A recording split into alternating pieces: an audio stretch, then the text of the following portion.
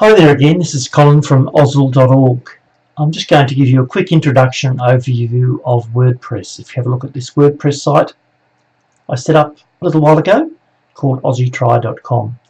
Now I've logged on as an administrator to the site, and if you don't know how to log on to a WordPress site, you just at the domain name you go up here and you type in /wp-admin, and that will then log you on with your username and password, and you'll go to the dashboard for this website.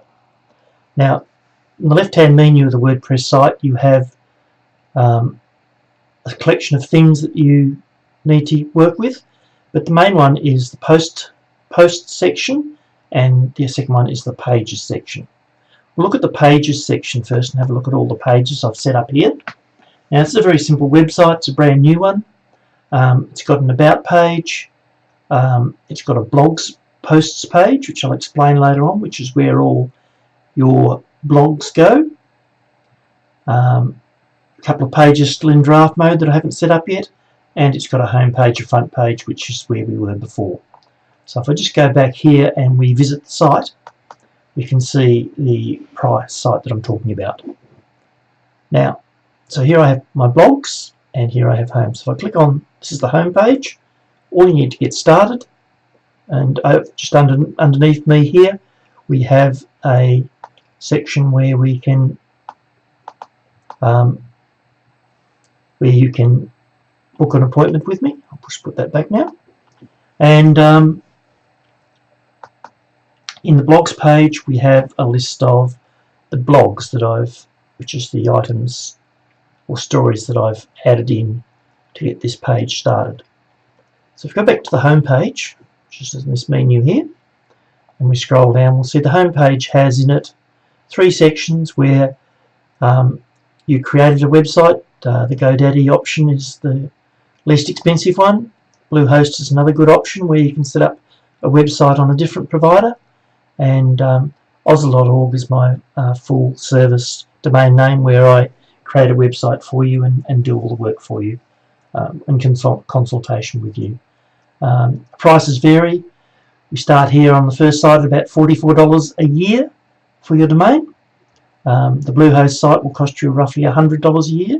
These are American dollars, and a full domain service you want a budget there of somewhere between $2,000 to $10,000 to create a full website for you. And then depending on what you want to do, here's your next step, and you can click on there again and create an appointment to have a conversation with me about that. And I'm quite happy to have a conversation whether you're looking at a $100 domain name or a $10,000 domain name. I'm quite happy to help you out with either of those options. Now, if we go back into our website and go back to the dashboard, and pages section here is where we set up the pages, and I just showed you that section before. And in there, if you want to create a new page, you just here add a new page, click on the add new button, and when you're setting up the page, you type in the title for the page and you type in the details that you want to put into the content of the page. And likewise in the post section, we have a couple of other options, including categories and tags, and I'll explain those. And here I have currently 6 published posts, and one on kombucha tea, one on themes, one on beginning WordPress, one on RoboForms, which is a very good password manager that I recommend, a post about the Bluehost websites, and a post about the GoDaddy websites. Now if I want to add a posting to the page, I just add a new post here, and I'll put a post on about this video lesson, and so we'll give this a title, WP Setup